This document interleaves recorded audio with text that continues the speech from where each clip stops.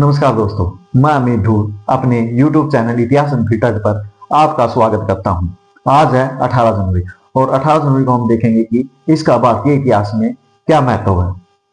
18 जनवरी को एमजी रनाडे यानी महादेव गोविंद रनाडे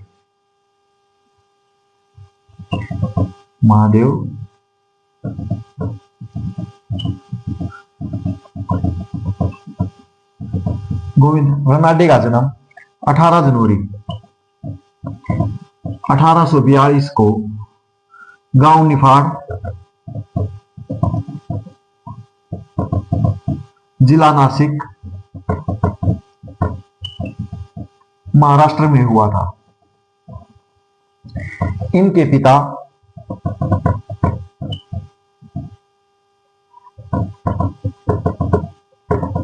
गोविंद अमृत रनाडे थे और इन्होंने बॉम्बे विश्वविद्यालय से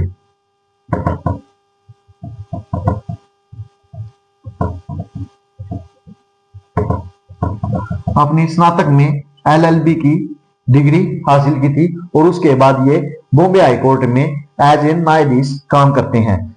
और ये सिर्फ एक न्यायाधीश ही नहीं थे बल्कि एक सामाजिक सुधारक,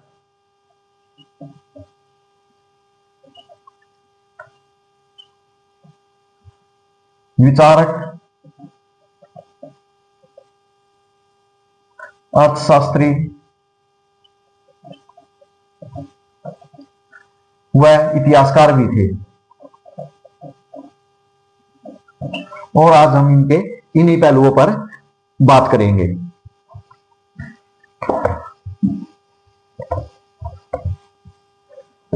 एमजी रनाडे एक बॉम्बे हाईकोर्ट में न्यायाधीश के पद पर थे।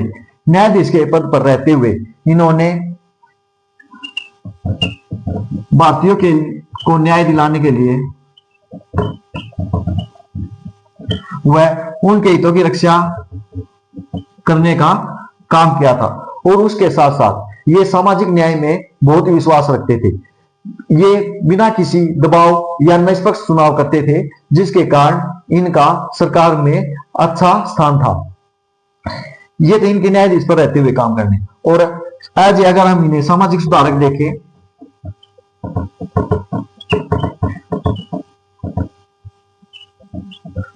अगर सामाजिक सुधार की दृष्टि से देखें तो ये विधवा पुनर्विवाह और स्त्री शिक्षा के बहुत बड़े पक्षधर थे। और इन्हीं चीजों को लेकर इन्होंने प्रार्थना समाज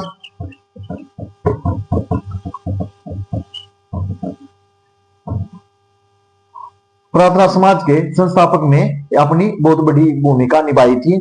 और ये स्त्री शिक्षा के भी पक्षधर थे, जिसके लिए इन्होंने अपनी पत्नी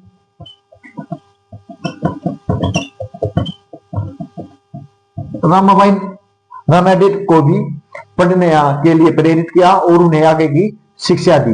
जिसके बाद रमाबाई रनाडे ने जो स्वतंत्रता के आंदोलन थे उनमें काफी बड़ी भूमिका निभाई एज ए समाज सुधारक भी और स्त्री शिक्षा को भी बढ़ावा देने के लिए। और इसके बाद अगर हम इन्हें अर्थशास्त्री के रूप में देखें,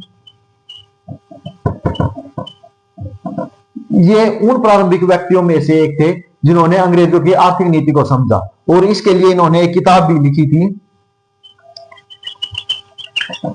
एसेज ऑन इंडियन इकोनॉमी, जिसमें इन्होंने ये कहा है कि भारत की गरीबी का कारण केवल अंग्रेज ही नहीं है बल्कि एक सामाजिक दृढ़ता भी है, यानी उनका अशिक्षित होना भी है। और अर्थशास्त्री के साथ साथ ये इतिहासकार भी थे। इन्होंने इतिहास की एक प्रसिद्ध पुस्तक लिखी थी जिसका जो थी the rise of Maratha power.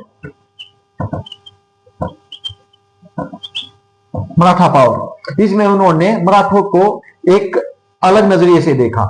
इनका मानना था कि इतिहास केवल राजाओं महाराजाओं का नहीं है बल्कि इसे सामाजिक दृष्टि से भी देखना अति महत्वपूर्ण है।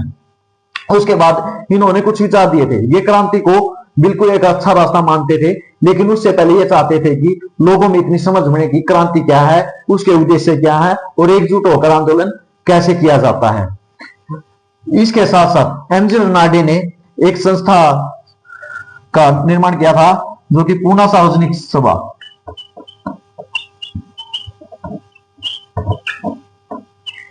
पूना सार्वजनिक सभा पूना में 1870 में इसकी स्थापना की थी, जिसका मुख्य कार्य था लोगों की समस्याओं को सरकार तक पहुंचाना, अर्थात लोगों और सरकार के बीच में फैसलों को कम करना इसका सबसे महत्वपूर्ण कार्य था। इसके अतिरिक्त उन्होंने कांग्रेस की स्थापना में भी अपना सहयोग दिया था। वे डायरेक्ट राजनीति में भाग नहीं ले सकते थे एज ए सरकारी कर्मचारी होने के नाते, लेकिन उन्होंने पर्दे के पीछे सभी को, यानी पूरी कांग्रेस को या आंदोलनकारियों को, क्रांतिकारियों को, सबको अपना पूरा समर्थन दिया था।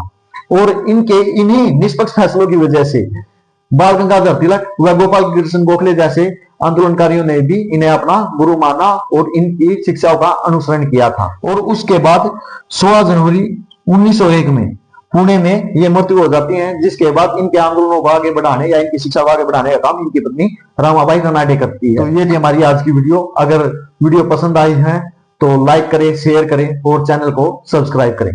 Thank you.